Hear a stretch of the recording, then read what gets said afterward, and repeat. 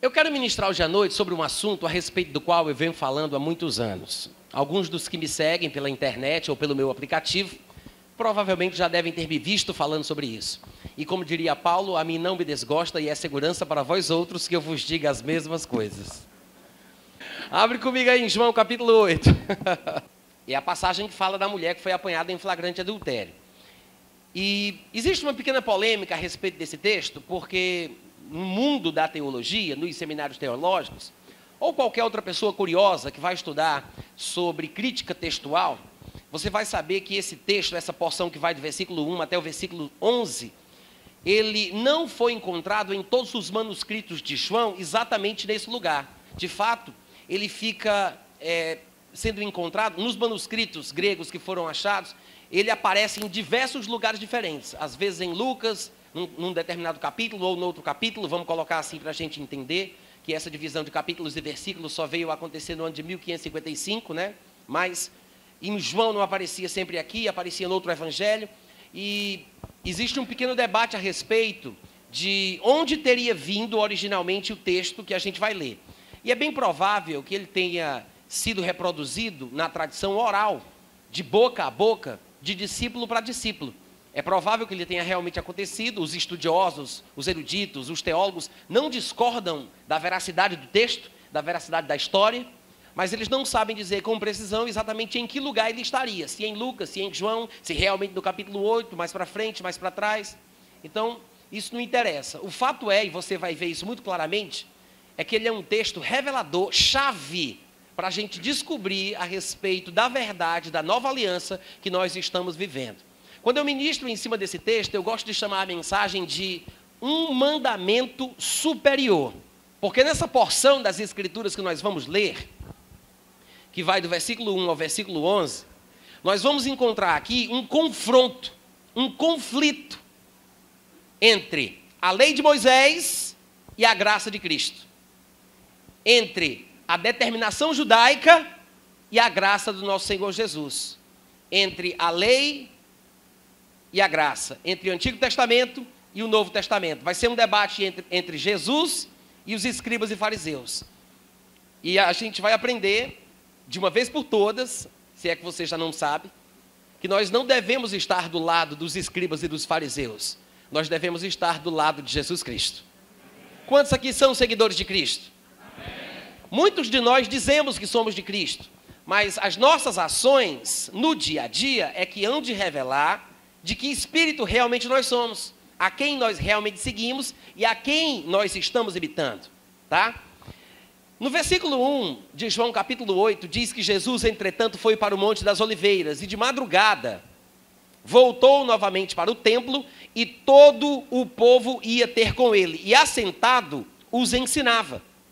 Os escribas e fariseus, vocês podem repetir comigo aí as duas palavrinhas, escribas e fariseus? Como é que é? Quem são os escribas e os fariseus? Olha aqui para mim, presta atenção. Quem são os escribas e os fariseus? Eram aqueles que se consideravam os porta-vozes da verdade, os técnicos das escrituras, os profissionais da palavra, os PhD em divindade da época. Sabe aquele negócio que eu digo, os diabologistas de Israel? Pronto, eram esses aqui. Para tudo, eles tinham que dar a última palavra. Eles tinham que tecer um comentário. Eles tinham que dar a palavra final. Se o assunto era sobre Deus, sobre religião, sobre as Escrituras, então eles eram os representantes oficiais da interpretação correta. Então, os escribas e fariseus sempre vão aparecer na Bíblia. Escribas, fariseus, escribas, saduceus, sempre vão aparecer nos evangelhos em disputas teológicas com Jesus Cristo. E na maioria das vezes não era para o bem, era sempre para o mal. Eles eram contrários a Cristo, opositores oficiais de Jesus Cristo. Então a gente já sabe o seguinte, os protagonistas da história, além da mulher que foi apanhada em flagrante adultério, são os escribas e fariseus e Jesus Cristo. Vai ser um debate e um choque de opiniões, um choque de visão, um choque de pensamento, um choque de abordagem, um choque de teologia. É o velho contra o novo, é Moisés contra Cristo, é a lei contra a graça. E eles vão deixar bem claro, como vocês já sabem, que Moisés tinha determinado que mulheres apanhadas em flagrantes adultério, como aquela ali da história. mulheres como estas deveriam ser apedrejadas até a morte. E vai ficar bem claro no final da mensagem, que é sempre assim. Moisés manda matar, mas Jesus faz viver.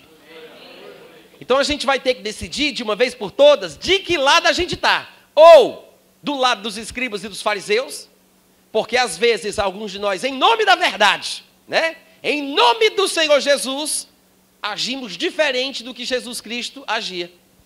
Fazemos coisas diferentes do que Jesus fazia, em nome da verdade, em nome da palavra, em nome de Deus. Então veja bem de que lado você está. Se você realmente está seguindo a Cristo, ou se você está imitando, sem perceber, por instinto, as ações, os sentimentos dos escribas e dos fariseus. Pois os tais escribas e fariseus, diz o versículo 3, trouxeram à presença de Jesus Cristo uma mulher surpreendida em adultério. Veja que ela foi apanhada no ato. Não era disse-me-disse, não era fofoca, tá, gente? Era fato, era verdade. A mulher tinha sido apanhada em flagrante adultério. E fazendo-a ficar de pé no meio de todos, olha só como para eles esta mulher não tem valor nenhum. Para eles é um cadáver ambulante. Porque segundo a lei de Moisés, ela deveria ser morta por apedrejamento. Então eles simplesmente a desprezam. E no meu ponto de vista, se o Espírito não me engana, no meu ponto de vista, eu penso até que eles armaram uma tramóia para pegar essa mulher, uma arapuca, uma tocaia, para conseguirem capturá-la, com o objetivo de usá-la para tentar desmoralizar o ministério de Jesus Cristo. Eles sabiam que Jesus Cristo tinha fama de ser amigo de prostituta, amigo de publicano, amigo de pecador. Eles conheciam o perfil ministerial de Jesus Cristo, as abordagens que Cristo fazia, a sua forma de tratar as coisas da vida. Então eles tinham uma perspectiva do que Jesus Cristo iria fazer, de como ele iria reagir.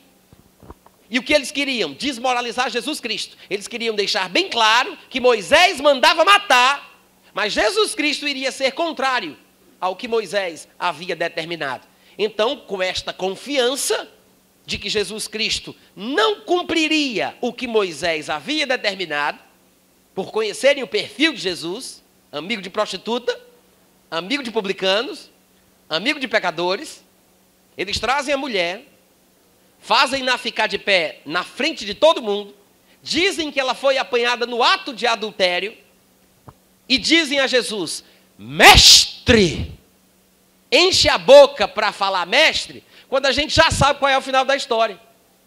Eles, na verdade, usaram da situação para tentar engarrafar Jesus, envergonhar Jesus, desmoralizar Jesus. E não estamos apenas aqui falando sobre possibilidades, não são conjecturas intelectuais. O texto diz, lá no versículo 6 fala, diziam isto tentando para terem de que o acusar. O texto é bem explícito, o objetivo era terem alguma coisa que fosse útil para acusar Jesus Cristo. Então eles usam uma mulher, e nessa abordagem hipócrita, mentirosa, dissimulada, eles abordam Jesus chamando ele de mestre. Mestre, enche a boca para falar, né? Senhor, meu Deus, meu rei. Não quero água, tá? Se for para mim, eu não quero. Mestre, esta mulher foi apanhada em flagrante adultério. E na lei, diz o versículo 5, na lei nos mandou Moisés que tais mulheres sejam apedrejadas. Tu, pois, o que dizes? Antes de eu continuar, eu quero falar que quando eles dizem mestre, e vão fazer essa pergunta, como a gente já sabe que eles não estavam sendo sinceros, mas agiam com dissimulação, isso me lembra aquilo que Jesus falava sobre esse tipo de gente. E eu não estou falando de vocês, mas qualquer semelhança é mera coincidência. Esse tipo de gente que sabe falar a coisa certa, mas por dentro sempre sente errado. Sabe que por fora dá a paz, diz amém, diz te amo, mas no fundo, quer que vá morrer para lá. Vocês estão me ouvindo, gente? Amém. Que consegue dissimular bem com o palavreado evangélico. Fala como crente, se expressa como crente, mas por dentro é como um diabo. É como um demônio. Gente, pode relaxar, não estou falando de vocês não, tá? Tá tudo bem. Mas esses aqui, A gente sabe que eram assim. E Jesus falava que há um tipo de gente que é assim. Honra com os lábios, mas o coração está... Jesus disse isso. Este povo honra-me com os lábios, mas o coração está longe de mim. Não havia uma afinidade, uma identificação. Não havia uma conexão espiritual de coração com coração. Eles falavam correto, mas não sentiam da mesma forma. Não tinham o mesmo amor, os mesmos sentimentos, as mesmas inclinações. E esse povo aqui está agindo exatamente desse jeito. Falando a coisa certa para ludibriar Jesus e tentá-lo pegar no laço. Na lei, mandou Moisés que tais mulheres sejam apedrejadas. Tu, pois, o que dizes? Versículo 6. E isto diziam eles, tentando para terem de que o acusar. Mas Jesus, inclinando-se, escrevia na terra com o dedo. Gente, primeira coisa, eles disseram, na lei Moisés mandou matar. E eu me pergunto, se realmente eles estavam querendo praticar a lei de Moisés. Se eles estavam fazendo isso em nome da verdade. Porque a lei de Deus que foi dada a Israel não pode ser desprezada. Será que eles queriam eliminar o mal e o pecado da nação israelita? A gente já sabe que não, porque o objetivo era desmoralizar Jesus e mostrar para o povo que ele era contrário a Jesus Cristo. Eles sabiam que de uma forma ou de outra, Jesus tentaria salvar aquela mulher e diria alguma coisa contrária à sua execução pública. De alguma forma, Jesus iria tentar salvar a vida dela. Era amigo de publicano, amigo de pecador, amigo de prostituta. Todo mundo conhecia o perfil de Jesus Cristo. Então eles vêm com essa confiança. Mas a verdade é que nem a lei, de fato, eles queriam praticar. Porque na lei de Moisés não estava escrito que as mulheres que fossem apanhadas em flagrante adultério fossem apedrejadas. Isso não estava escrito, gente. Vocês podem dizer amém de vez em quando? Amém. Não estava escrito. O que é que estava escrito na lei de Moisés? Estava escrito que o homem e a mulher, os dois, não é a mulher, mas o homem e a mulher que fossem apanhados em flagrante adultério, lá em Deuteronômio 22, os dois deveriam ser mortos, e não apenas a mulher do ato de adultério. Então tinha que ter um homem. Aí eu pergunto, se é para praticar a lei, né, do jeito que ela foi escrita, se é para seguir à risca o que Moisés determinou, cadê o homem? Alô? Oi, gente, tudo bem? Cadê o homem? Não interessa? O objetivo não era realmente praticar a lei? O objetivo não era seguir o que Moisés tinha determinado? Não era fazer o que Moisés tinha dito. O objetivo era usar a situação para pegar Jesus, calar Jesus, desmoralizar Jesus, colocar Jesus contra Moisés. Deixar claro para todo mundo que ele não fazia o que Moisés determinava. Eles queriam, de alguma forma, roubar a popularidade de Cristo. Sabe o que é isso, gente? Inveja. Eles queriam eliminar a concorrência. Porque eles eram os porta-vozes de Deus, os intérpretes oficiais da verdade, os PhDs em divindade, os grandes diabologistas de Israel. Aí chega Jesus, nunca fez seminário teológico nenhum, chega sabendo mais do que todo mundo, fala do jeito do povo, se dá bem com o povo, é gente da gente, ganha popularidade, aí estão eles lá morrendo de inveja. Que não sabe por que Jesus Cristo alcançava tanta gente e fazia tanto sucesso. Para eliminar a concorrência, eles tentam eliminar a influência de Jesus Cristo, desmoralizando ele, deixando claro que ele e Moisés não estavam na mesma linha. Porque o povo idolatrava Moisés.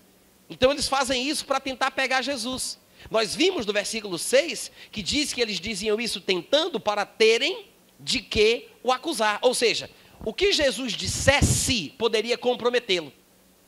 O que Jesus falasse nessa hora poderia comprometê-lo. Então eles esperavam que Jesus dissesse alguma coisa. Por isso é que a pergunta foi: o que, pois, tu dizes? Moisés mandou matar. Tu, pois, o que dizes? Aí a Bíblia diz que Jesus Cristo baixou a cabeça e foi escrever no chão. Como é que você acusa uma pessoa pelo que ela diz quando a pessoa não fala nada? Hein, gente? É só os vivos, por favor, sem tumulto. Amém? Como é que você acusa uma pessoa pelo que ela diz se ela não fala nada? Jesus Cristo, em vez de responder aos trancos e barrancos, ele simplesmente calou a boca, baixou a cabeça e foi escrever no chão. Diz amém, criatura. Amém. Sabe o que isso significa? Olha aqui para mim. Sabe o que isso significa? É uma lição para a tua vida. Se você não aprender nada, saia daqui hoje à noite sabendo disso. Tem hora que é preciso falar, mas tem hora que é bom aprender a calar a boca também. Amém. Jesus Cristo, um homem de Deus, calou a boca, não respondeu, baixou a cabeça e foi escrever no chão. Agora, tem um outro detalhe que eu não posso deixar de falar. Eles dizem, tu, pois, o que dizes? Moisés disse isso. Tu, pois, o que dizes? Isso me lembra, de forma direta, a forma de Jesus Cristo fazer, discipular o povo, pregar sobre as verdades.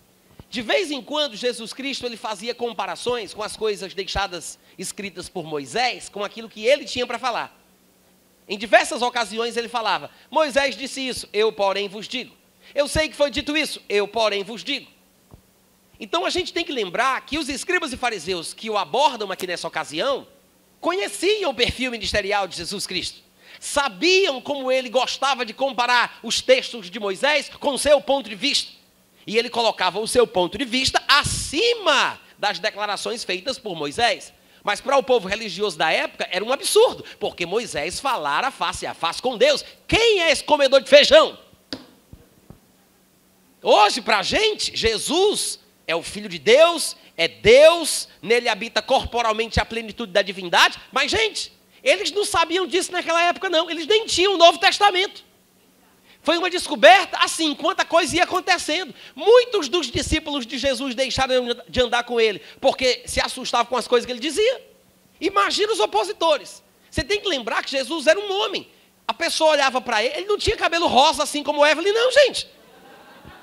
Não tinha luz saindo dos seus olhos. Os seus pelos não eram como filamentos incandescentes de lâmpadas. Os seus ossos não eram ossos de adamante. Ele não tinha um cabelo branco e reluzente como a neve ao meio-dia. Nada disso. Era um homem normal e comum. Então, gente, o que acontecia? Jesus Cristo era interpretado como um homem lunático, doido qualquer, que de vez em quando fazia sentido. Até os discípulos de Jesus se escandalizavam nele. Uma vez Jesus Cristo disse, quem não comer a minha carne, quem não beber o meu sangue, não terá a vida eterna permanente em si mesmo.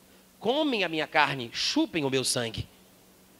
Comam a minha carne, bebam o meu sangue. Sabe o que foi que aconteceu? A Bíblia diz que muitos discípulos de Jesus Cristo deixaram de andar com ele exatamente por causa disso. E saíram murmurando, duro é este discurso, quem o poderá ouvir? Já não andavam mais com ele. E você pensa que Jesus se incomodava com isso? Você pensa que Jesus olhou aquele povo indo embora e disse, meu Deus, a minha abordagem não está muito amigável, preciso fazer um curso de neurolinguística, de oratória, de retórica, né? Alguma coisa assim. Não, ele não se preocupou com isso. As pessoas se escandalizavam porque não tinham a atitude correta. Ele, pelo contrário, se virou para os discípulos mais íntimos, dos quais os 12 faziam parte, e disse, olha, vocês foram muito bem-vindos, mas as portas do ministério estão abertas. Vocês são muito bem-vindos também, quer ir embora, vai. Vocês querem ir também? Aí Pedro disse, Senhor, para onde nós iremos? Só tu tens as palavras de vida eterna. Seja lá o que isso signifique, Senhor, tem que estar certo. Tem que ser a verdade. Não é que Pedro entendesse, mas é porque Pedro tinha a atitude correta de reconhecer que só Jesus sabia das coisas. Tinha outras coisas mais simples que Pedro não entendia quando Jesus falava. Uma vez Jesus Cristo disse, uma comida tenho para comer a qual vós não conheceis. Aí os discípulos ficaram cutucando um ao outro e dizendo, quem foi que trouxe comida para ele? No outro dia Jesus disse, cuidado com o fermento dos fariseus. Aí os discípulos, bem que eu disse que era para ter passado naquela padaria. Jesus não estava falando de comida, não estava falando de pão, era da doutrina dos escribas e dos fariseus, que inchava e contaminava toda a vida do homem. Como é que eles iam entender o que Jesus disse, coma a minha carne e beba o meu sangue? Pedro não entendeu não, gente. Pedro só tinha a atitude correta.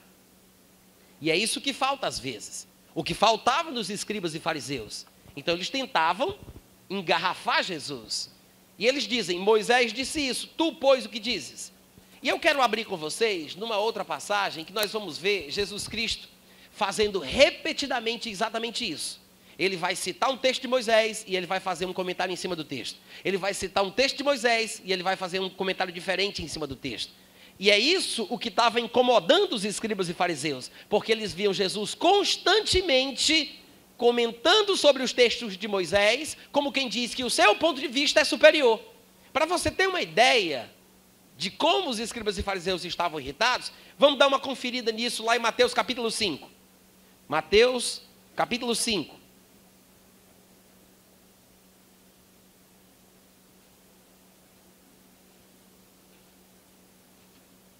Todo mundo achou? Primeira coisa que eu quero dizer de Mateus 5 é o seguinte. Vamos ler vários versículos aqui, salteados, apenas para mostrar como Jesus Cristo costumava fazer isso. Olha para mim, olha para cá, gente. Eu nem disse qual é o versículo ainda, olha para cá. Nós vamos ver versículos onde Jesus Cristo vai citar textos de Moisés e vai fazer comentários sobre o texto.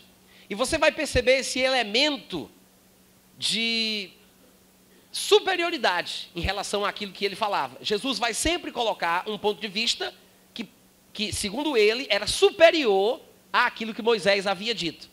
Antes de Jesus começar a fazer esses comentários sobre os textos de Moisés, ele faz uma advertência introdutória. É uma introdução de advertência. Antes de começar a falar, ele previne os seus ouvintes para que não o interpretem mal, achando que ele veio chutar o pau da barraca. Ele diz, é como quem fala, eu vou começar a falar aí umas coisas aí meio profunda, vai parecer meio paradoxal para vocês, meio contraditório, porque eu vou falar o que Moisés disse, mas vou dar um ponto de vista diferente, mas eu não quero que vocês suponham que eu vim para acabar com a lei. Ele diz, eu não vim para acabar, eu não vim para revogar, eu vim para cumprir. Só que essa introdução de advertência é mal compreendida por nós, os evangélicos, hoje em dia. Essa advertência introdutória se encontra no versículo 17 e 18, quando ele diz, não penseis que eu vim revogar a lei ou os profetas. Não vim para revogar, eu vim para cumprir. Porque em verdade vos digo, até que o céu e a terra passem, nem um i ou um tio jamais passará da lei até que tudo se... Até que tudo se o quê? Vamos lá, gente, um pouco mais alto. Até que tudo se... Só para decorar, até que tudo se cumpra. Esses versículos 17 e 18, olha aqui para mim, presta atenção, senão você se perde. São o que eu chamo de introdução de advertência. É uma advertência introdutória aos comentários que ele vai fazer daqui a pouco. Agora, por que eu digo que as pessoas entendem errado os versículos 17 e 18? Porque até hoje tem muita gente que pensa que Jesus quis dizer com isso que ele veio para praticar a lei. Quando Jesus diz, não pensem que eu vim para revogar, eu vim para cumprir. Tem muito evangélico que pensa, talvez até alguns de vocês, para não dizer a maioria, quem sabe até todos. Mas muita gente diz assim, não, Jesus veio para cumprir. Ele foi o único que pôde cumprir a lei, no sentido de praticar tintim por tintim. Tudo que estava escrito. Jesus foi o único que praticou, que fez, né? Mas não é esse o significado. Eu sei que é o pensamento comum, mas só tem uma forma da gente descobrir o que é que Jesus tinha em mente quando ele disse, eu vim para cumprir. Nós temos que encontrar pelo menos outro ou outros textos onde Jesus fale sobre cumprimento da lei e dê alguma pista do que significa isso na cabeça dele. Muito obrigado pelo entusiasmo, viu, meu amor? Vocês estão me acompanhando, gente? Amém. Temos que ter pelo menos 2 ou 3 textos que mostrem Jesus falando sobre cumprimento da lei, e o texto tem que nos dar uma pista do que isso significa, para que a gente volte para cá e possa então compreender o que ele realmente estava dizendo. Quantos estão dispostos a abrir em 2 ou 3 outros textos para que possamos ver o que eu acabei de dizer? Vamos dar uma olhadinha então? Abre aí em Lucas capítulo 18. Lucas capítulo 18. A gente já está em João capítulo 8, a gente abriu Mateus 5, agora está indo para Lucas 18. Vai usando os teus dedos para marcar todas essas passagens, viu, gente? Eu não sei se você sabe disso, mas nós temos 10 dedos exatamente para isso. Usamos para outras coisas, mas esse é o propósito mais digno. Todo mundo achou Lucas capítulo 18? Tá. Versículo 31. Posso ler? Tomando consigo os 12, Jesus, né? Tomando consigo os 12, disse-lhe Jesus: eis que subimos para Jerusalém, e vai cumprir-se ali tudo quanto está escrito por intermédio dos profetas, no tocante ao Filho do Homem. Jesus disse: nós estamos indo para Jerusalém e vai cumprir-se ali, especificamente em Jerusalém. É uma declaração sobre um acontecimento pontual. Ele disse: vamos para Jerusalém, falando do futuro. E ali em Jerusalém, quando estivermos lá, quando chegarmos lá, vai se cumprir tudo o que está escrito por intermédio dos profetas no tocante ao Filho do Homem. Primeira explicação que eu tenho que dar sobre o versículo 31 de Lucas capítulo 18. Quando Jesus Cristo fala, vai se cumprir tudo o que está escrito a respeito do Filho do Homem, tudo que foi escrito por intermédio dos profetas, isso significa que a lei iria se cumprir em Jerusalém. Se fôssemos fazer uma divisão, tecnicamente falando, o Antigo Testamento era tratado pelos judeus como um livro dividido em 3 partes. Eram a lei, os profetas e os escritos, ou poderíamos dizer a lei, os profetas e os salmos, que é como Jesus, inclusive, vai citar o Antigo Testamento, quando ele ressuscita lá em Lucas capítulo 24. Então, esta era a divisão técnica do Antigo Testamento, a Bíblia daquela época, porque o Novo Testamento nem sequer tinha sido feito ainda.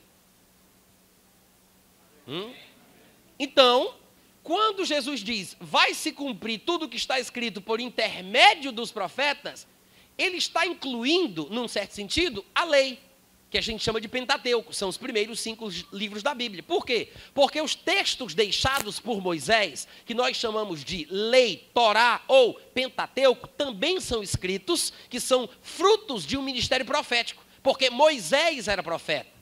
A lei era profética. Os textos da lei, do Pentateuco, também eram textos que haviam sido escritos por intermédio de um profeta. O próprio Moisés deixou isso bem claro. Ele disse, Deus vos suscitará um profeta semelhante a mim, e acontecerá que todo aquele que não der ouvido à voz deste profeta será exterminado do meio do povo. Então Moisés disse, eu sou o profeta. Então o que Moisés tinha escrito era um texto escrito por intermédio de um profeta. Vocês podem dizer amém? Então, quando Jesus fala, vamos para Jerusalém e vai se cumprir ali tudo o que está escrito por intermédio dos profetas do tocante ao Filho do Homem, isto inclui o cumprimento da... Vamos lá, gente, só quem entendeu fala bem forte. Inclui o cumprimento da... O cumprimento da lei, porque a lei também é um escrito de um profeta. Agora, já que entendemos a primeira parte do versículo, vamos passar para frente. Olha o que é que Jesus fala. Ele diz, estamos indo para Jerusalém, subimos para Jerusalém, e aí conjuga o verbo no tempo certo, apontando para uma coisa futura, e ele diz, vai se cumprir ali. Quero chamar a atenção dos irmãos para o fato de que Jesus não disse. Ele não disse. Vocês sabem, meus queridos discípulos, que nós estamos indo para Jerusalém, mas vocês que me acompanham todos os dias têm visto que eu tenho estado cumprindo a lei. Ele não disse. Vocês sabem que eu venho cumprindo a lei.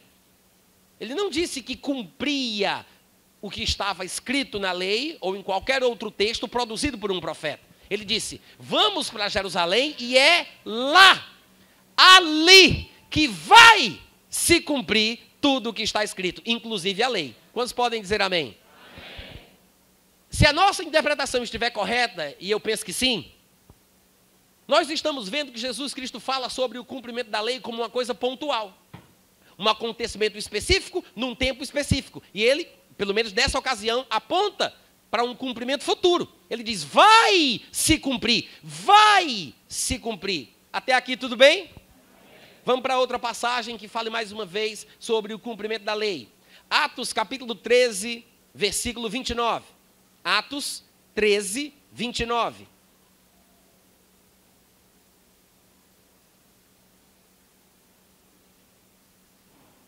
Todo mundo achou? No versículo 29 está escrito, depois de cumprirem tudo o que a respeito dele estava escrito, tudo o que estava escrito inclui a lei, tudo o que estava escrito. Depois de cumprirem tudo o que a respeito dele estava escrito, tiraram-o do madeiro e puseram-no em um túmulo. Depois de cumprirem o quê, gente? Depois de cumprirem o quê? Depois de cumprirem tudo o que a respeito dele estava escrito, tiraram ele de onde? Tiraram de onde? E colocaram onde? No túmulo. Então, se você parar bem para pensar, veja o que a Escritura, que é inspirada por Deus, e é por isso que tem utilidade para a nossa aprendizagem, para o ensino, para a educação, para a correção, para a repreensão, a fim de que o homem e a mulher de Deus sejam perfeitos e perfeitamente habilitados para toda boa obra. A Escritura, que é inspirada, está dizendo que depois que se cumpriu tudo, tiraram ele da cruz. É uma pista grande ou não é? Só os vivos interajam, por favor. Preciso saber que vocês estão aqui, viu, gente? Depois de cumprirem tudo o que a respeito dele estava escrito, tiraram ele da cruz, do madeiro. Isso quer dizer, tudo o que estava escrito se cumpriu na crucificação. É por isso que quando ele estava na cruz, ele abriu a boca e disse, está consumado. Antes de chegar na cruz, Jesus sabia o significado da cruz, gente. A importância da cruz. Ele estava indo para a cruz. Ele disse, quando nós lemos lá em Lucas 18, estamos subindo para Jerusalém e vai se cumprir ali tudo o que está escrito. E aí a Bíblia vem e complementa, porque a Bíblia se interpreta a ela mesma. Aí vem o texto e diz, depois de cumprirem tudo, tiraram ele da cruz. Oh, aleluia! Para fechar com chave de ouro, vamos encontrar agora um terceiro texto, onde Jesus, depois de ressuscitado, vem falar mais uma vez sobre o cumprimento da lei. Vamos ver como é que ele fala sobre o assunto. Já ressuscitado. Em Lucas, capítulo 24, Jesus, ele ressuscita no terceiro dia após a sua morte. Ele fica aparecendo aos discípulos por um espaço de 40 dias, nos quais ele tratava com eles sobre as coisas concernentes ao reino dos céus. Numa destas aparições, que nós vamos ler agora, no capítulo 24, olha aqui para mim, presta atenção, ei, olha para cá. Numa destas aparições, aqui no capítulo 24, Jesus, ele vai fazer um comentário que, se fosse lido superficialmente,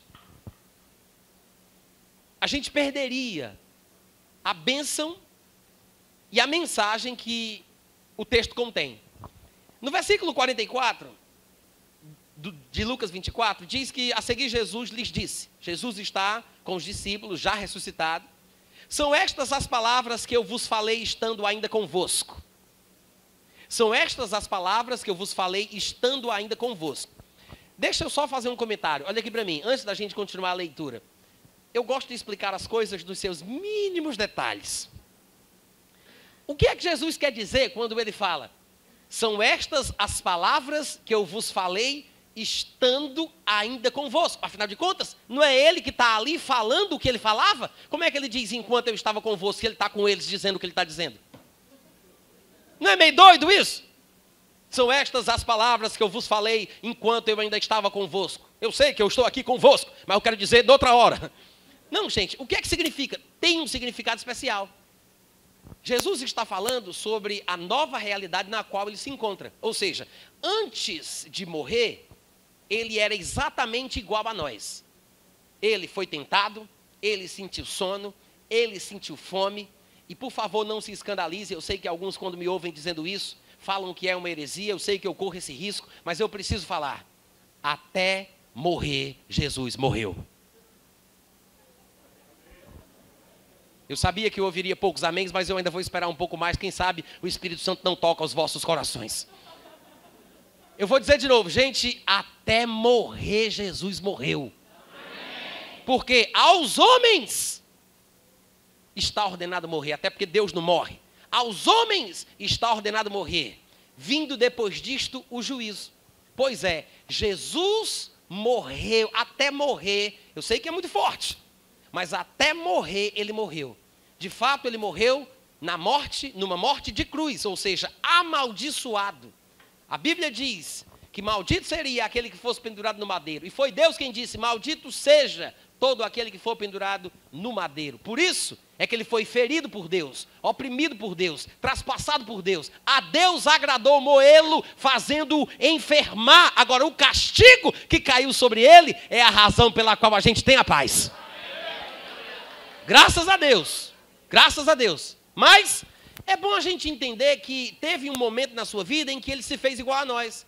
Ele estava no céu, ele era Deus, ele estava com Deus, mas depois ele se fez homem. Existem pelo menos 3 estados nos quais Jesus Cristo esteve ao longo da sua existência eterna.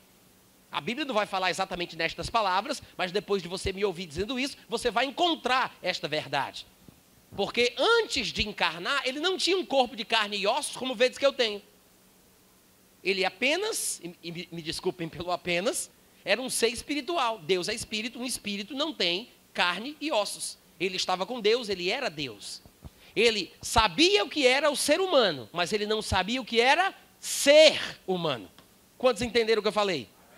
Ele sabia o que era o ser humano, mas não sabia o que era ser humano. Ele nunca tinha tido dedo, unha, sistema nervoso, globo ocular, nunca tinha sentido sono, nunca tinha sentido sede, nunca tinha sido tentado, até morrer, ele morreu. É por isso que ele desceu do céu e, na verdade, assumiu a forma de servo de Deus. Ele era Deus, mas assumiu a forma de servo. Na verdade, embora fosse filho, ele teve que agora, na experiência e na prática, aprender a obediência pelas coisas que ele sofreu. De fato, a Bíblia diz que Jesus foi aperfeiçoado. Ele não crescia só em estatura, mas crescia espiritualmente, se robustecia em espírito, crescia em graça, crescia em sabedoria. Jesus Cristo se tornou o que nós somos, para que nós ousássemos aceitar sermos o que ele é. A Bíblia diz que quando ele se manifestar, haveremos de ser semelhantes a ele, porque haveremos de vê-lo como ele é. Então Jesus se iguala ao homem, vive como homem, morre como homem. Então ele estava na mesma situação limitada que nós. Só que depois que ele ressuscita, gente, a coisa é totalmente diferente. Totalmente diferente. É por isso que ele diz, quando eu estava convosco, porque já não está mais. Ele agora se encontra num estado diferente, distinto. O estado atual de Jesus Cristo, porque é assim que ele se encontra hoje à direita de Deus, é o nosso estado futuro. Mas quando Jesus apareceu aos discípulos, ainda que o vissem num corpo de carne e ossos, ele já não tinha mais o sangue. O que vivificava o seu corpo era o Espírito Santo de Deus. O sangue que antigamente lhe dava vida tinha sido derramado, porque sem o derramamento do sangue não teria havido a remissão dos pecados.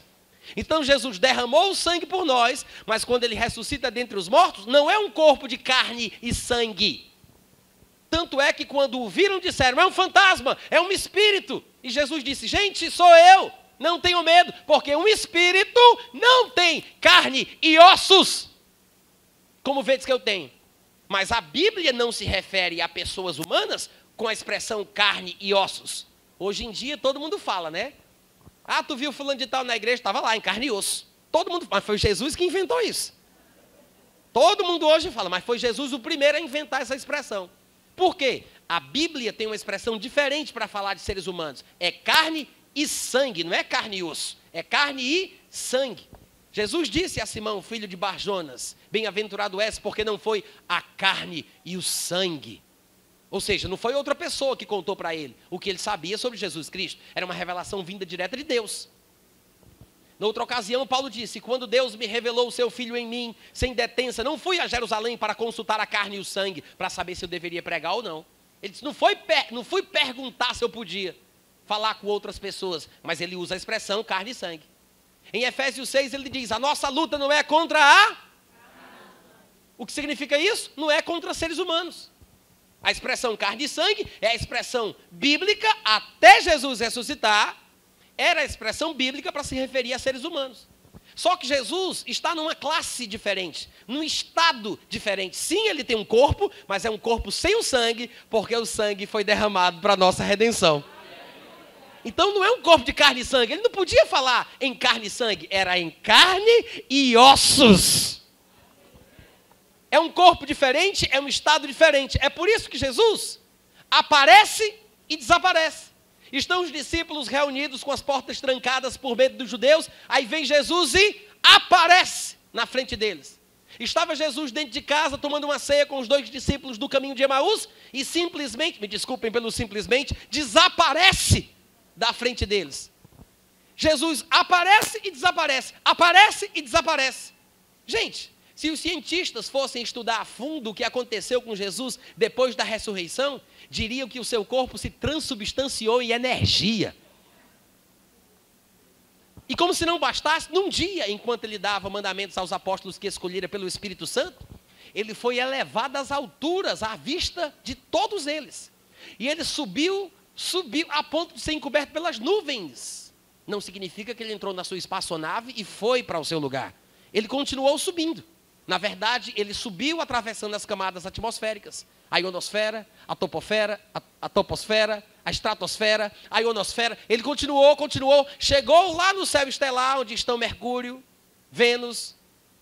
Ele atravessou o segundo céu, chegou no terceiro céu, que a Bíblia chama de paraíso, onde está o trono de Deus, flexionou os seus joelhos de carne e osso e se assentou à direita da majestade nas alturas. Ele está sentado. A Bíblia diz que Jesus vive sentado.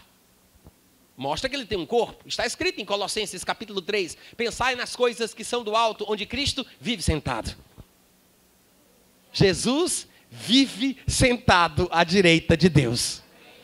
O que dá uma ideia de que ele encerrou as suas obras e agora espera até que o último inimigo seja destruído. E a gente já sabe que o último inimigo a ser destruído é a morte física, porque a morte espiritual já passou. Nós passamos da morte para a vida, porque amamos os irmãos.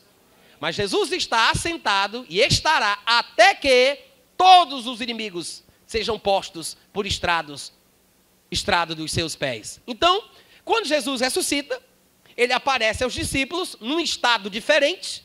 Os discípulos não sabiam o que era isso, não conheciam, não entendiam ainda muito bem. Hoje, depois de muito estudo, a gente pensa que sabe. Mas Jesus disse: olha, são estas as palavras que eu vos falei estando ainda convosco. Então, quando ele diz estando ainda convosco, é para explicar que foi antes de morrer, antes de ser sepultado, antes de ressuscitar dentre os mortos, antes de ter um corpo glorioso. E ele diz quais são as palavras.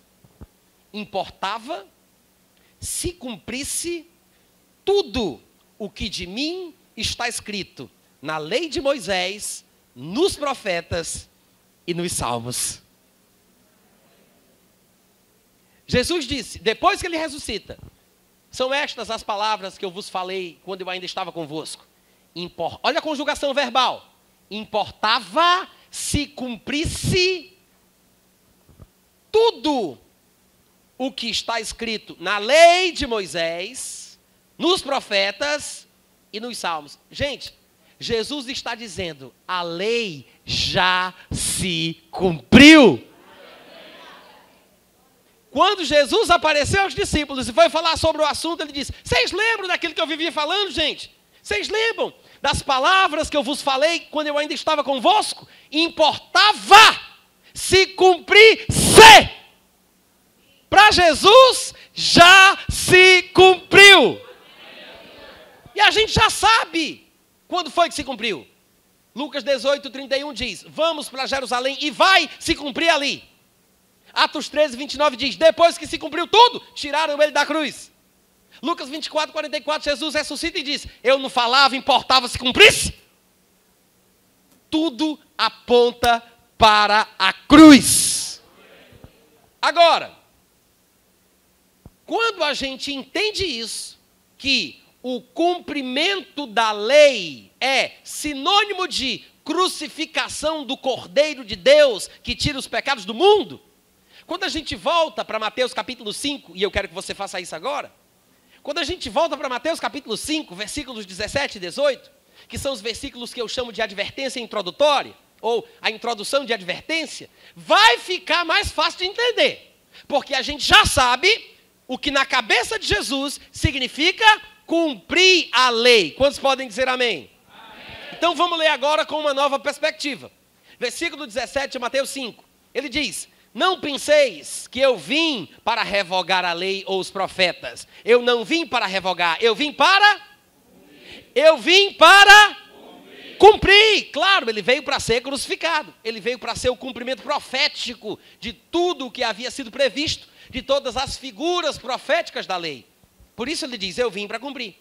E ele continua, versículo 18, porque, na verdade, vou dizer um negócio para vocês, até que o céu e a terra passem, nem um i ou um tio jamais passará da lei, até que tudo se... Até que o céu e a terra passem, nem um i, nem um tio jamais passará da lei, até que tudo se cumpra. Jesus disse, a lei não vai passar até que ela se cumpra. Jesus não veio para cumprir? Vamos lá, gente, eu fiz uma pergunta, eu espero uma resposta. Jesus não veio para cumprir a lei? Não foi o que ele disse? Eu vim para cumprir? E ele diz, não passará a lei até que tudo se cumpra. Se ele veio para cumprir, então, obviamente, a lei iria passar no tempo de vida de Jesus Cristo. A lei foi acrescentada até que viesse o descendente a respeito do qual foi feita a promessa. É isso que Paulo fala lá em Gálatas capítulo 3. Que a lei foi um acréscimo temporário até a vinda do descendente. Romanos 10,4 diz, porque o fim da lei é Cristo, para a justiça de todo aquele que crê. Então Jesus veio para cumprir. Ora, depois que tivesse sido cumprida, a lei passaria. É por isso que ele diz, não passará até que tudo se cumpra. O que a palavra até significa? Ela pode significar uma distância, como do púlpito até aquela parede, mas pode significar a indicação do fim de um período. Não é? Nós estaremos na terra até que Jesus Cristo volte. Nós estaremos hoje à noite no culto até que o pregador se canse. Até, é só um exemplo, tá, gente? Até indica o fim de um período. Jesus disse, a lei não passará até que tudo se cumpra. E depois que se cumprisse, passaria o I, passaria o tio, passaria o J. Irmãos, a lei já passou. A lei já passou. Jesus veio para cumpri-la. Então nós estamos numa nova aliança. O mandamento que nós temos hoje é superior. Então Jesus, ele veio para estabelecer a nova aliança. Mas, como ele estava debaixo da antiga aliança, ele tinha que ter muito cuidado com as suas colocações. É por isso que ele andava pisando em ovos, ele não falava tudo abertamente. Ele sabia que pedaço de pano novo não vai resolver problema de buraco de pano velho. Não dava certo. Odres novos têm que ser colocados. Vinho novo tem que ser colocado em odres novos. Então ele tinha muita cautela. Nem para os discípulos ele dizia tudo que ele queria. Ele disse, tenho muita coisa para vos dizer, mas não podeis suportar ainda. Mas quando o Espírito da verdade vier, ele vos dirá, vos anunciará, vos guiará a toda a verdade. Então Jesus, ele não podia falar tudo. A nova aliança, enquanto Jesus estivesse na terra, ainda não entraria em vigor. Jesus Cristo, irmãos, era da tribo de Judá, tribo a respeito da qual Moisés nunca atribuiu sacerdócio. Somente quando Jesus fosse ressuscitado dentre os mortos, ele poderia ser feito o sumo sacerdote, não segundo a ordem de Arão, mas segundo a ordem de Melquisedeque, porque os outros sacerdotes eram impedidos de continuar pela morte, mas Jesus seria feito um sacerdote eterno pelo poder da vida indissolúvel. Ele está no Santo dos Santos para sempre. Quando ele ressuscita, Deus diz, tu és meu filho, eu hoje te gerei. Como também está escrito no Salmo 2, tu és sacerdote para sempre, segundo a ordem de Melquisedeque. Então é aí que começa a nova aliança. Antes da nova aliança começar, Jesus não pode pisar na bola. Ele não vai falar besteira. Ele não vai dizer o que não deve. Ele está comedido, pisando em ovos. Mas, como ele anda à luz desta nova verdade que ele vai implantar, ele dá algumas pistas. É por isso que ele faz essa advertência, ó, como quem diz, eu vou falar um negócio aqui no capítulo 5 de Mateus, vou falar um negócio aqui, que eu acho que alguém pode até me entender errado, mas eu quero logo avisar que eu não vim para chutar o pau da barraca não, tá, gente? Não fica aí pensando que eu vim para revogar a lei. Eu não vim para revogar, eu vim foi para cumprir. Porque na verdade a lei não vai passar até que tudo se cumpra. Mas ele faz os comentários. Versículo 21, ele diz, Mateus 5, 21. Ouvistes que foi dito aos antigos, e no 22 ele fala, eu, porém, vos digo. No versículo 27 ele diz, ouvistes que foi dito, e no versículo 28 ele fala, eu, porém, vos digo. No versículo 31 ele diz, também foi dito, e no 32 ele fala, eu, porém, vos digo. No 33 ele diz, também ouvistes que foi dito aos antigos, e no 34 ele fala, eu, porém, vos digo. No 38 ele diz, ouvistes que foi dito. E no 39 ele diz, eu, porém, vos digo. No 43 ele fala, ouvistes que foi dito. E no 44 ele diz, eu, porém, vos digo. Gente, Jesus sempre tinha um porém. Todas as citações que Jesus fez aqui são textos de Moisés. Todos os textos que foram citados são textos de Moisés. Aí chega Jesus e diz, eu sei que Moisés disse isso, eu, porém, vos digo. Eu sei que ele falou isso, agora eu vou dizer um negócio, eu, porém, digo isso. Moisés disse isso, eu, porém, digo isso. Gente, isso irritava os escribas e os fariseus. Eu, porém, vos digo, ele está pensando que é quem? E eu, porém, vos digo, mas menino, eu, porém, vos digo. Então, isso ficava engasgado, atravessado na garganta dos escribas e fariseus. Aí, sabe o que é que eles fazem? Ideia. Pega uma mulher apanhada em flagrante adultério, sabe lá, Deus me perdoe se aquilo não foi tramado, de propósito. Aí eles trazem a mulher na frente de Jesus, enquanto ele está ensinando para todo mundo, para desmoralizar o homem. Colocam ela de pé, lá em João capítulo 8, como a gente estava lendo. Colocam ela de pé, aí diz assim, ei, mestre, Vossa Excelência, mestre, com licença, é uma questão de vida ou morte. Aí diz, essa mulher foi apanhada em flagrante adultério. E na lei, Moisés disse que tais mulheres devem ser apedrejadas. Tu, porém, o que dizes? Bando de sem vergonha. Hein? Vocês estão percebendo a malícia aí? Vai comigo para João 8 de novo. Vamos voltar para lá. Versículo 5, tá? Na lei nos mandou Moisés que tais mulheres sejam apedrejadas. Tu, porém, ó mestre. Hein?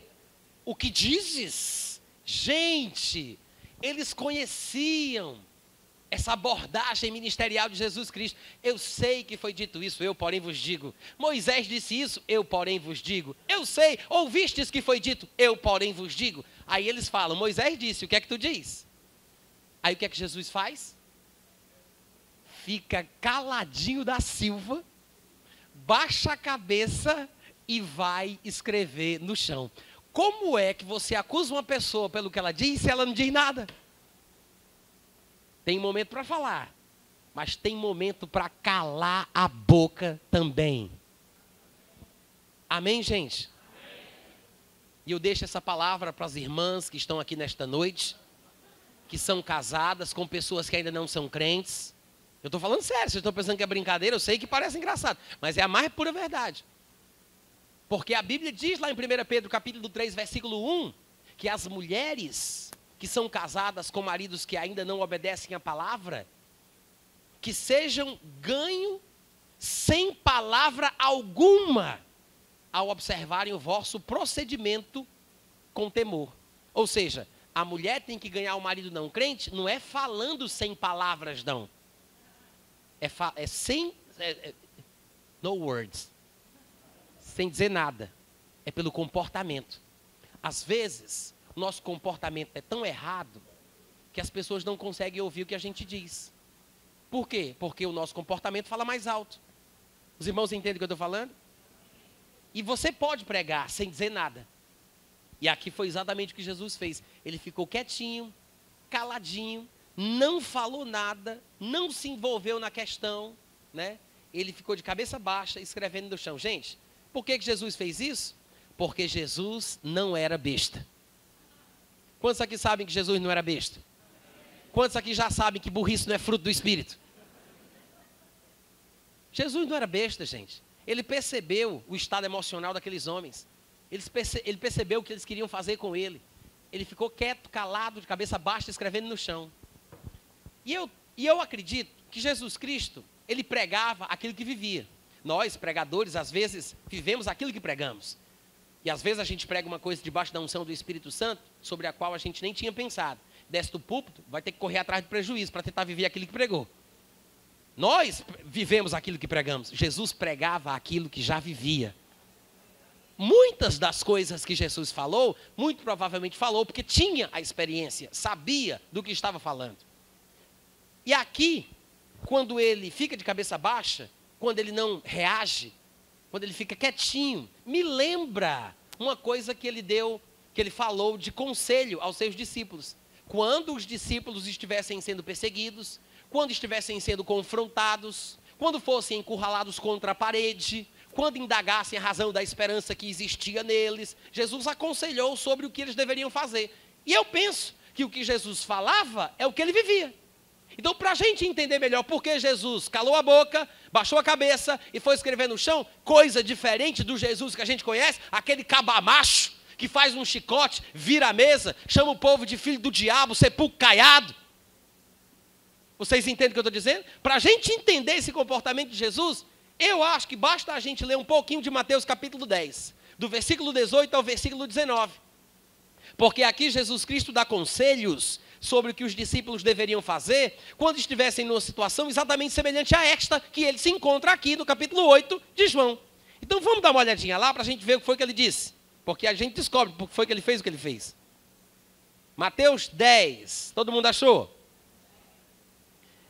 Ele está dando conselho, ele está dando aqui orientações aos discípulos para que eles saiam pelo mundo pregando a palavra. E então ele dá conselhos sobre o que eles devem fazer ou como devem reagir diante de oposições. No versículo 16 de Mateus 10, ele diz assim: eis que vos envio como ovelhas para o meio de lobos. Sede, portanto, prudentes como serpentes e simples como as pombas. Prudentes como serpentes e simples como as pombas. Uma vida de equilíbrio. Devemos ser mansos como as pombas, mas existem situações em nossa vida que é preciso balançar o chocalho de vez em quando. Amém, gente? 17. Acautelai-vos dos homens, porque vos entregarão aos tribunais, vos açoitarão nas suas sinagogas, por minha causa sereis levados à presença de governadores e de reis. Governadores e de reis. Autoridades. Homens que estão em posição de influência, né? Autoridades do povo, governadores e reis. Me lembra os escribas e fariseus, líderes religiosos da nação de Israel. Ele diz: por minha causa sereis levados à presença de governadores e de reis, para lhes servir de testemunho, a eles e aos gentios. E, quando isso acontecer, quando vos entregarem, não cuideis, ou não vos preocupeis em duas coisas: como ou o quê? Ele disse: não vos preocupeis em como ou o quê? Vamos repetir? Não vos preocupeis em ou. Não vos preocupeis em ou. Tá. Duas coisas. Não vos preocupeis em como ou o que há vez de falar. Ou seja, não somente aquilo que a pessoa fala, mas também como ela fala o que ela fala, é importante na hora. Quantos estão entendendo? Não só o que fala, mas como você fala. Jesus disse, tanto o que você há de falar, como a forma pela qual você vai falar, as duas coisas, o que tem que dizer e como dizer, vão ser concedidos pelo Espírito. Cadê o que foi que ele disse? Porque naquela hora vos será concedido o que haveis de dizer, visto que não sois vós o que falais, mas o Espírito do vosso Pai é quem fala em vós. Dependência do Espírito Santo. É confiar em Deus e saber que naquela hora, não é no jejum do mês passado, não é na vigília do final de semana anterior, é naquela hora, irmão, na hora do vamos ver. Naquela hora, está escrito aqui, a gente acabou de... Naquela hora vos será concedido. Jesus Cristo é confrontado, é ameaçado, colocado contra a parede. Naquela hora, o que é que ele faz? Ele cala, baixa a cabeça e vai escrever no chão. Irmãos, o Espírito de Deus estava em Jesus Cristo. O que ele aconselhou para a gente, para os discípulos, é a mesma coisa que ele vivia. Certo dia ele falou, eu não falo por mim mesmo, assim como eu ouço, eu falo. Jesus Cristo vai ouvir o que tem que dizer, não somente o que tem que dizer, mas como ele vai dizer. Então no versículo 7, a Bíblia diz que como insistissem na pergunta, Jesus se levantou e lhes disse, tudo bem, aquele que dentre vós estiver sem pecado, seja o primeiro que lhe atire pedra. E tornou a inclinar-se, continuando escrevendo no chão. Jesus estava ensinando. Eles entram no lugar onde está Jesus, atrapalham a sua mensagem, desafiam Jesus. Jesus Cristo cala a boca, baixa a cabeça e vai escrever no chão. Eles insistem na pergunta. Jesus se levanta, fala, mas logo em seguida, ele volta a fazer o que estava fazendo. Ou seja, ele se expressa de uma forma tal que dá a entender que não quer participar daquilo. É como quem diz, me inclua fora dessa. Vocês entenderam? Jesus não quer participar. A expressão corporal de Jesus está claro. Ele diz, eu não tenho nada a ver com isso. Quer fazer, faz. Quer matar, mata. Quer apedrejar, apedreja. Mas não me envolva nisso. Ele se levanta para dar resposta, mas irmãos, o que ele diz e como ele diz é o que faz a diferença. Porque foi pelo Espírito Santo. Olha o que ele disse. Aquele que dentre vós estiver sem pecado, seja aquele que atire a primeira pedra. Ele não disse. Ouve bem o que eu estou falando aqui. Eu disse que Jesus não disse. Às vezes, é importante a gente saber o que a Bíblia não diz. Às vezes até mais importante do que saber o que ela diz. Porque quando a gente sabe o que ela não diz, é uma possível interpretação errada a menos. Então, por processo de eliminação, você acaba chegando na verdade. Jesus não disse.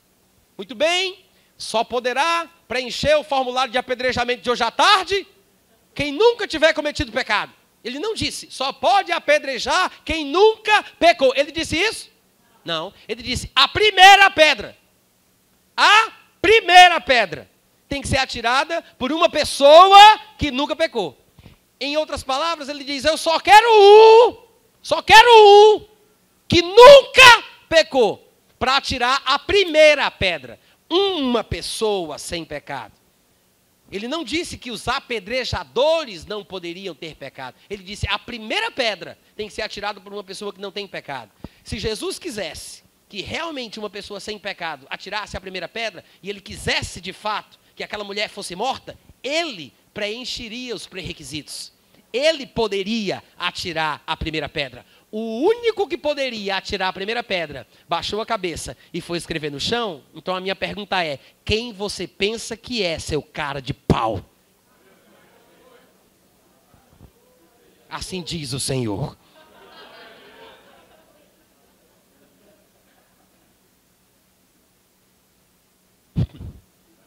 Escribas e fariseus queriam matá-la, em nome da verdade, em nome da palavra de Deus, em nome das Escrituras. E não se esqueça, Moisés manda matar, mas esse Jesus a quem você diz que segue, sempre perdoa e faz viver. Glória! Eita, maravilha! De que lado você está? Você realmente segue a Cristo? Você realmente é discípulo de Cristo? Você tem a mesma atitude, o mesmo sentimento? Você tem a mesma consideração? Você perdoa do mesmo jeito? Ou em nome da verdade, você mata, você destrói, você envergonha, você humilha, você prejudica, você oprime? Irmãos, eu sei que existem momentos em que as pessoas precisam passar vergonha. A Bíblia ensina isso. Lá em Tessalonicenses, Paulo fala sobre pessoas que não estavam trabalhando. E em vez de trabalhar, ficavam ociosas e saíam de casa em casa se metendo na vida dos outros. Aí Paulo disse, eu já avisei e vou repetir. Se alguém não der ouvidos à nossa palavra por meio desta epístola, que esse tal que não quer trabalhar também não coma. E tem mais, eu quero que vocês não se juntem mais com ele, não se sentem com ele para comer, não falem com ele, para que ele fique envergonhado. Paulo diz isso. Mas não tratem como um inimigo, mas como um irmão. Às vezes é preciso fazer uma pessoa passar vergonha para que ela desperte para a vida. Em Tito, capítulo 1, versículo 12 e 13, quando Paulo falava sobre os cretenses, dizendo que eles eram muito carnais, ventres preguiçosos, sempre mentirosos, feras terríveis. Aí ele diz, por isso repreende-os severamente, para que sejam sadios na fé. É preciso uma repreensão severa, um confronto severo, para que a pessoa tome um choque, se abale emocionalmente, se preciso for, sinta-se envergonhada, para que a sua vida possa mudar. Eu sei que existe momento para isso, gente. Amém? Mas nós precisamos entender que há momento para tudo debaixo do sol. E aqui Jesus Cristo poderia fazer o que alguns de nós fazemos, simplesmente ser implacável, sem compaixão, em nome da verdade. Mas Jesus Cristo, misericordioso, poderia atirar a primeira pedra, mas ele baixou a cabeça e foi escrever no chão. O que é interessante é que essa palavra de Jesus foi inspirada pelo Espírito Santo. Provavelmente como ele aconselhou os discípulos, que não se precipitassem e nem se preocupassem com o que ou como iriam falar numa hora dessa, quando fossem confrontados por autoridades. Mas o Espírito Santo concederia o que dizer e como dizer. Jesus deve ter feito exatamente isso. Uma palavra de Deus pode salvar uma vida. É por isso que às vezes a gente se esforça tanto e não tem resultado. Mas quando uma palavra de Deus é proferida, irmãos, aquilo toca profundo do coração. Me lembro de uma história que um amigo meu me contou quando eu morava aqui no Rio de Janeiro ainda. E ele me disse que estava numa grande avenida e ele parado no canteiro central, ele via na parada de um ônibus, uma menina, uma criança com algo na mão, que dava a entender que iria atravessar na frente desse ônibus para se encontrar com a mãe que estava também no canteiro central, exatamente como ele. E da posição que ele estava, ele podia ver que vinha um carro em alta velocidade, na mesma mão do ônibus, o ônibus estava parado e o carro vinha em alta velocidade, e ele viu aquilo e a menina dando a entender que iria correr, ele previu o acidente. E tão desesperado que ele estava, ele não sabia o que fazer para ajudar aquela criança, ele viu o acidente acontecendo, e a única coisa que ele pôde fazer foi dar um grito. Pá! Assim, do jeito que vocês pularam da cadeira, desse jeitinho aí, do mesmo jeito, a menina soltou o que estava na mão, deu aquele pulo e ficou tremendo, mas viva. Tremendo, mas viva. Um grito dado na hora certa salva uma vida. Por que uma palavra na unção do Espírito Santo não vai salvar? Um grito salva. Não é, gente? Um grito.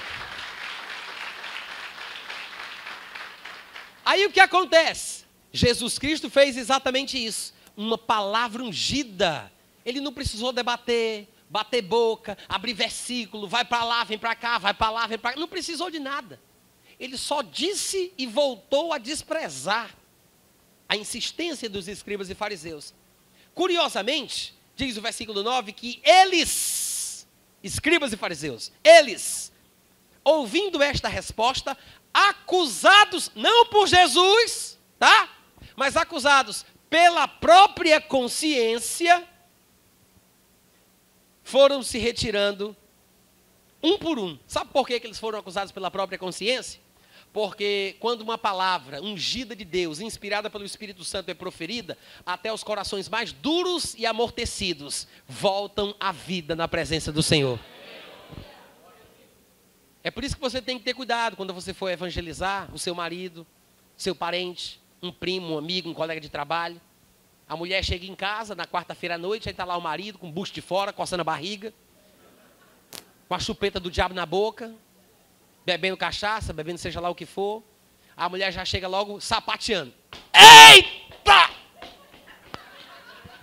Homem!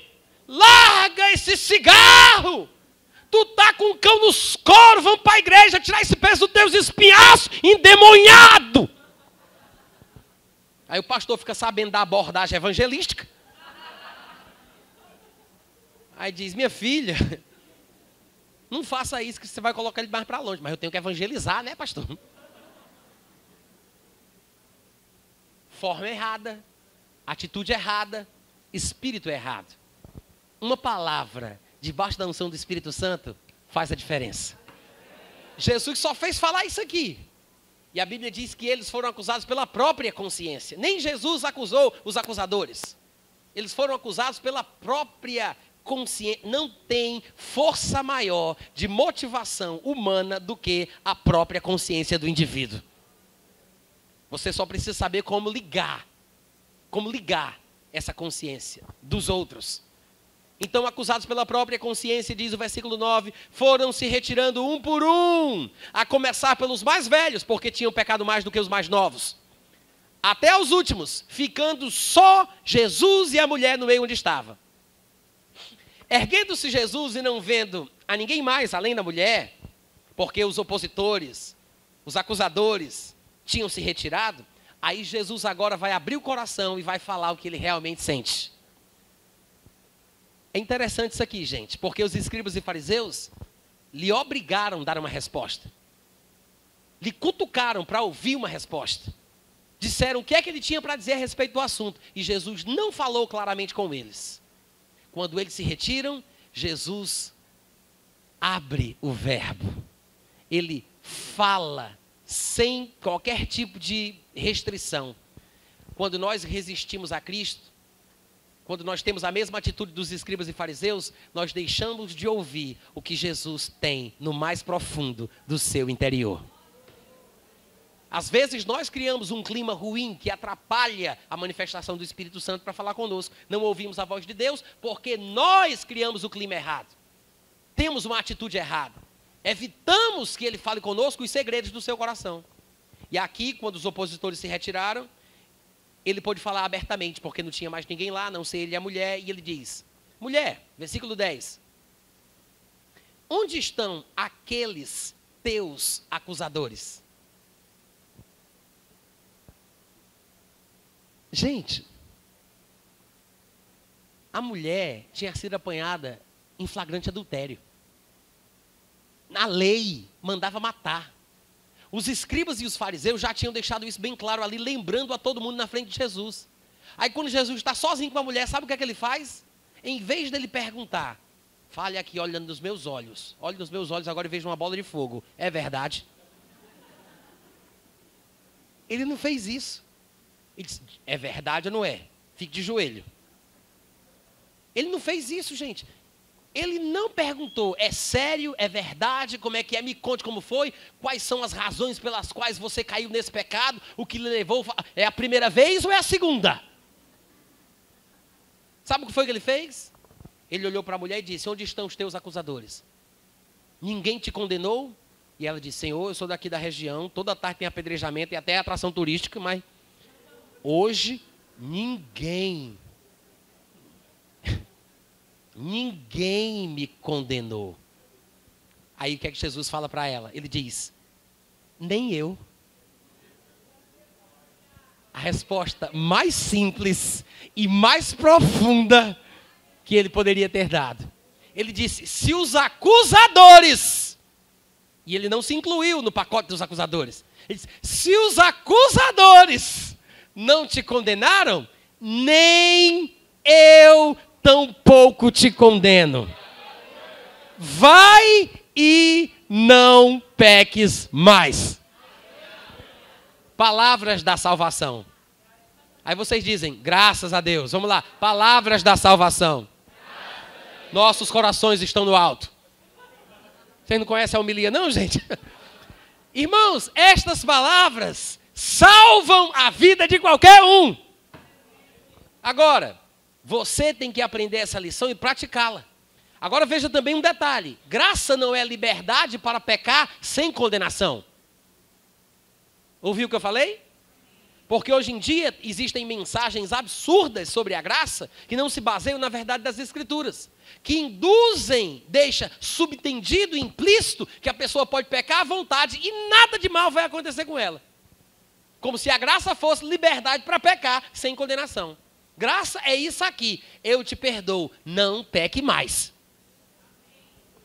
Para os que pensam que o pecado não traz consequência, depois que a pessoa já foi abençoada por Deus, lembre-se que em João capítulo 5, Jesus curou um paralítico que jamais andara desde o seu nascimento. E foi Jesus que tomou a iniciativa para curar ele. Ele estava lá esperando que um anjo descesse, movesse as águas, alguém o colocasse, para que ele fosse sarado. Jesus chega até ele e diz, você quer ser curado? Ele diz, Senhor, não tenho ninguém para me levar. Eu quero saber se você quer ser curado. Jesus cura o homem, no versículo 14 do capítulo 5, Jesus o encontra são e salvo, curado. Aí Jesus chega para ele e diz, agora que estás curado, não peques mais para que não te aconteça coisa pior. Amém, irmãos? Amém. Então minha mensagem é, este é o tipo de evangelho que nós temos que viver. Qual é o mandamento superior, Natan? Afinal de contas, o amor é o mandamento superior. O amor tudo suporta, tudo espera, tudo sofre, não busca os seus próprios interesses e não vai se conduzir inconvenientemente por causa disso. O amor é paciente, é benigno, é misericordioso, é compassivo. O amor é a natureza do próprio Deus. Amém, irmãos? A lei foi dada por intermédio de Moisés, mas a graça e a verdade vieram por meio de Jesus Cristo. E se você quer me perguntar de forma mais objetiva, qual é o mandamento do amor, afinal de contas, que Jesus deixou? Se eu perguntasse, como é o mandamento, gente? Recita aí para mim o mandamento. Como é que são as palavras do mandamento? Aí o pessoal vai dizer, amar a Deus acima de todas as coisas, de todo o seu coração, de toda a sua alma, de todas as suas forças, e amar ao seu próximo como a si mesmo. Isso lá é o novo mandamento, gente? Da onde é que você aprendeu que isso é o novo mandamento? Vocês estão com raiva, gente? Eu também não estou com raiva de vocês não, tá? Isso aqui é só retórica. Isso não é o novo mandamento. Quando falava Jesus com um líder judeu, ele perguntava qual era o maior mandamento da lei. Qual é o maior mandamento da lei? Aí Jesus pergunta, como é que tu interpreta? Aí ele diz, o maior mandamento da lei é amar a Deus acima de todas as coisas, de todo o coração, entendimento e força. E ao seu próximo como a si mesmo. Aí Jesus disse, respondestes bem. Esse é o maior mandamento da lei. Toda a lei se cumpre numa só palavra. Amar ao seu próximo como a si mesmo. Isso é a lei. É Levítico, capítulo 19, versículo 18. Amar o próximo e odiar o inimigo. Isso é a lei. Essas coisas estão na lei. O novo mandamento deixado por Cristo não é amar o próximo como a si mesmo. O novo mandamento está em João, capítulo 13, versículo 34. Está em João, capítulo 15, versículo 32. O novo mandamento é que vos ameis uns aos outros, disse Jesus, assim como eu vos amei. Não é amar o outro como você se ama. Está me ouvindo? O novo mandamento não é amar o próximo como a si mesmo. Em primeiro lugar, talvez você não se ame como convém. Você viva com espírito de autocomiseração, se depreciando, se desvalorizando. Você vai me amar com essa porcaria desse amor? Para cima de mim não, compadre. Para cima de mim não.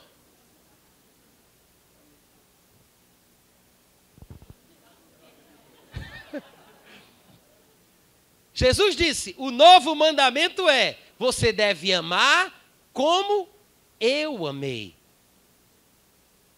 eu quero fazer essa declaração, eu sei que ela é forte, mas você vai ter que aceitar. Você tem que amar. Eu não estou dizendo que é fácil. Você tem que amar, é obrigatório. É cristão? Segue a Jesus? Já abriu o coração para Jesus Cristo? Fez dele Senhor da tua vida? E se você não fez, você vai poder fazer hoje à noite. Não deixa para amanhã o que você devia ter feito ontem. Mas, se você é cristão, então saiba de uma coisa. Você é obrigado a amar, inclusive a sua sogra. Até a sogra. E isso, vai rindo para disfarçar, pode rir. Olha só. Gente, é obrigatório. Obrigatório. Tá me ouvindo? Obrigatório. Tem que amar. É obrigado a amar como Jesus amou. Como Jesus amou. Ah, mas você não conhece minha sogra. Graças a Deus. Não é minha, é sua. Eu tenho que conhecer todo mundo agora, por acaso? Mas tem que amar. Ah, mas você não conhece meu marido. Ah, mas você não conhece fulano de tal. É um cavalo batizado. O bicho é grosso, é estúpido. Gente, eu vou falar um negócio para vocês. Se um cristão andar em amor, amor mesmo, andar em amor, lembrando que o amor é sofredor, o problema é que hoje em dia ninguém aguenta que ninguém pise no seu calo, né? Já quer revidar, ninguém suporta mais sofrimento injusto, porque não sabe o que é cristianismo. O amor é sofredor. Se você andar em amor, nunca mais, eu estou falando sério, isso é uma promessa, hein? Nunca mais você vai entrar numa briga. Não, diz amém pela fé aí, criatura. Nunca mais, nunca mais.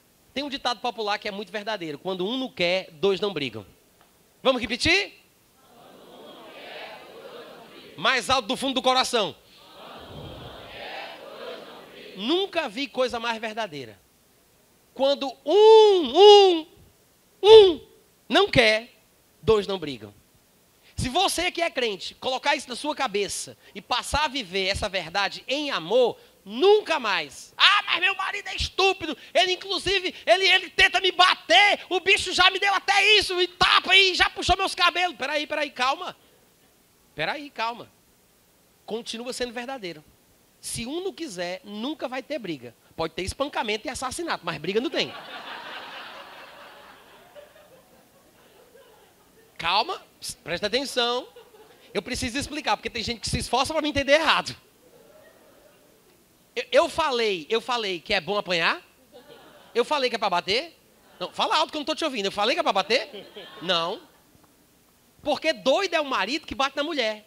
Mal sabe ele que pode morrer envenenado no próximo almoço. É? Fica a dica. Eu não estou dizendo para as irmãs colocarem veneno não, tá? Eu estou dizendo para as irmãs falarem com o marido assim. Lembra daquela pregação do irmão Natan? E se ele quiser me bater, irmão Natan? Corre, criatura! Corre! Tu é abestada, é? Tu vai ficar parada lá? Corre, mulher! Liga para a polícia! Chama os irmãos da igreja! Tu não vai ficar lá feito besta. Eu deixo o pensamento para a meditação da igreja. Amém, gente? Amém. O que é que eu quero dizer com isso? Mesmo com essa brincadeira toda. É que se houver amor, se realmente houver amor que é sofredor, se houver essa disposição para fazer o que a Bíblia diz, amar como Jesus amou, gente, a nossa vida vai ser diferente. A maioria das confusões que nós temos em nossa vida, seja no trabalho, seja na família, seja nas amizades, é por causa dos relacionamentos interpessoais. E o que nos falta é sermos humildes o suficiente para reconhecermos que somos carnais. Porque o amor é fruto do Espírito. Se eu ando no Espírito, eu amo. Se eu ando na carne, não vou conseguir amar. Porque o amor é um fruto espiritual. Quantos foram abençoados hoje à noite? Amém. Glória a Deus. Eu queria que você ficasse em pé nesse momento. Vamos fechar os corredores dando as mãos, que eu quero fazer uma oração por vocês. Eu espero que você realmente tenha sido profundamente tocado por Deus. E eu desejo que vocês cresçam na vontade do Senhor. Em nome de Jesus.